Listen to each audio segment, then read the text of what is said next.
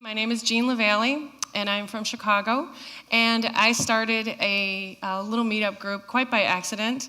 I clicked on a link in an email that said, click here for more information of taking over this meetup, and the very next page said, congratulations.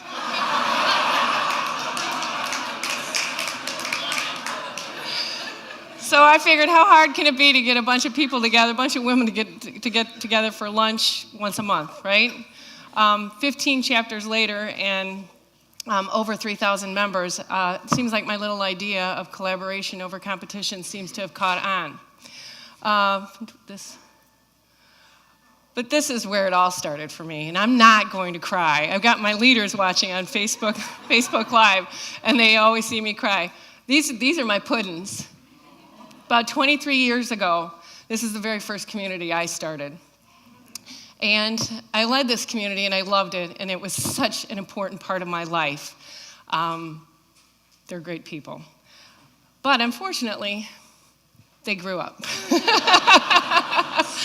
And they left me for Colorado and Michigan and all parts of the world. But I look at the community of these four amazing people, and I think, what a legacy I'm going to leave when I'm gone.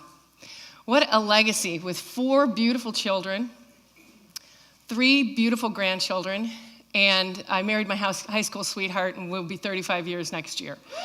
So, it's been a good life, and I've had a lot of really great moments in my life. But I have to tell you, since this accident called Meetup happened to me, I realized something, that when you have kids, you're out of your comfort zone. When you have teenagers, oh, good God, you're out of your comfort zone. When you start a meetup, you're out of your comfort zone.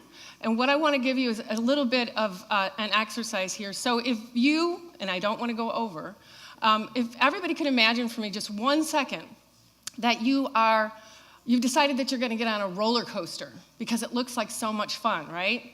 And you see everybody screaming, oh my gosh, it looks like so much fun. So you get your little harness on, and you're sitting there, and the train starts to leave the station, or the car starts to leave the station, and you hear the click, click, click up this giant hill, right? And you start thinking at that point, what should I have done this? Should I have done this? Do I really trust the person who put that last bolt in the top of this thing? You know, click, click, click, you're going up, and finally you get to the top and you're coming down, and it's a beautiful ride. And I use this analogy because I really think that that's a lot like what starting a meetup is. You think it's a good idea, and then you put up your first meetup, and for gosh sakes, if you're not sitting at your desk going, what if nobody thinks like I do? What if nobody likes this idea? Oh, and God forbid, what if nobody likes me? And that really is the seeds of doubt that come in for an organizer. But what I want to tell everybody, and that they're giving me the signal that I'm done right now, but what I want to really stress, and I want to leave you guys with today, is just 4 words.